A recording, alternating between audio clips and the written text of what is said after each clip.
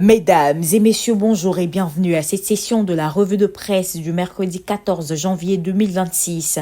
Débutons avec le rassemblement qui nous informe que la Côte d'Ivoire et les États-Unis d'Amérique lancent un puissant partenariat. Ce partenariat stratégique dont le matin détaille les contours s'articule autour de 4 piliers majeurs: la formation des troupes, la sécurisation maritime, la lutte antiterroriste et la cybercriminalité. Sur le volet économique, la Côte d'Ivoire confirme son attractivité. Fraternité Matin nous apprend que le pays se positionne désormais comme le premier bénéficiaire du partenariat économique monde Arabe-Afrique, une dynamique consolidée par les récents échanges entre le vice-président Teboko Meïlé Koné et les délégations du groupe de coordination arabe et de la BAD.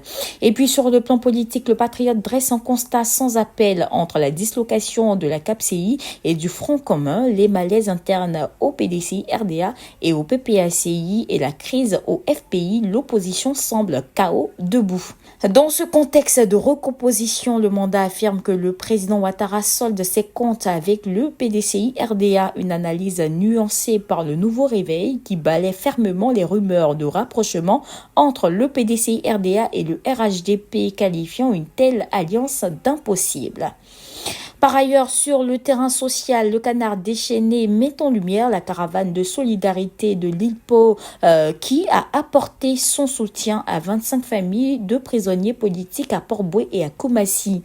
La rubrique Société est marquée par un drame relaté par Soir Info, un drame d'entreprise sombrant dans la dépression après une démission a été retrouvé pendu dans son immeuble. Et puis terminons avec une note plus enthousiaste avec Supersport qui nous plonge au cœur de la CAN 2025 au Maroc. Le dernier carré promet des étincelles avec 2 chocs au sommet pour les demi-finales, un duel épique entre les Lions de la Teranga et les Pharaons d'Égypte, suivi d'une confrontation électrique entre le Maroc, pays organisateur, et les Super Eagles du Nigeria. Faut-il le rappeler, tous les journaux sollicités pour cette revue de presse sont disponibles dans le réseau de distribution EasyPress. Mesdames et messieurs, voici ainsi égrené l'essentiel de l'actualité. Nous vous donnons rendez-vous demain, même heure, même canal. D'ici là, portez-vous bien.